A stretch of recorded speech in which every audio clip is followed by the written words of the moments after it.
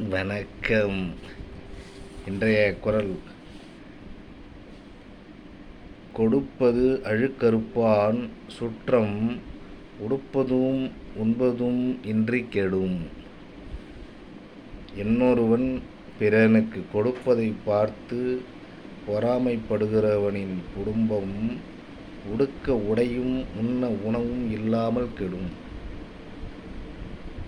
இதுக்கு நான் எழுதின கதை. ஸ்ரீகாந்த் அப்படின்னு ஒருத்தர் பெரிய பணக்காரர் என்றாலும் 5 வருடத்திற்கு முன்பு அதே ஊரில் 10 ரூபாய்க்கு கஷ்டப்பட்டவர். அவனுக்கு ஆட்டோமொபைல்ஸ் வேலை தெரியும். ஆனால் அந்த ஊரில் கடை வைக்க ஒருத்தனும் கடை கொடுக்கவில்லை. மிகவும் கஷ்டப்பட்டான். ஆனால் ராமச்சந்திரன் அவனுடைய திறமையை அறிந்து தன்னுடைய கார் நிறுத்தும் இடத்தை காலி செய்து, அங்கேயே உனது ஒர்க் ஷாப்பை வைத்துக்கொள் என்றும் வாடகை கூட தர வேண்டாம் என்று கூறி இடத்தை கொடுத்தார். அந்த இடத்தில் கடை வைத்து சுமார் 5 வருடத்தில் ஸ்ரீகாந்த் அந்த பணக்கார ராமச்சந்திரன் அளவுக்கு பணக்காரனாகிவிட்டான்.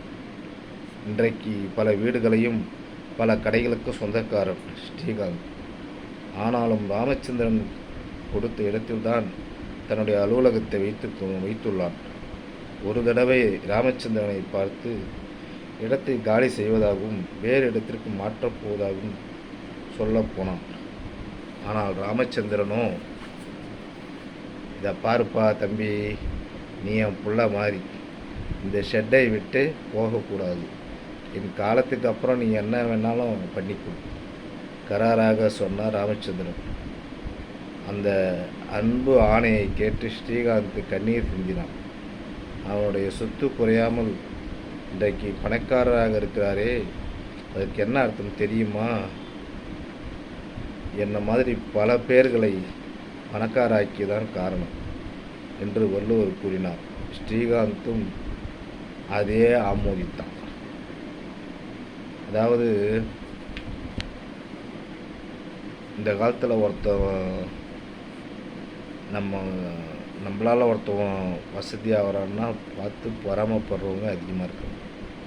அந்த மாதிரி பொறாமப்படுறவங்களை பார்த்து நாம் வாழ்ந்தோம்னா நம்ம உடுக்க உடையும் உண்ண உணவு கூட கிடைக்காது அப்படின்ட்டார் வள்ளுவர். பொதுவாக பொறாமப்படக்கூடாது, அது எதிர்மறையான விளைவுகளை ஏற்படுத்திவிடும் அப்படின்றார் வள்ளுவர்.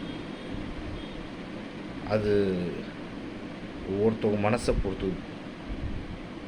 நான் என்ன சொல்கிறேன், அடுத்தவங்கள வாழ்த்து, உங்களால் முடிஞ்சால் வாழ்த்துங்க.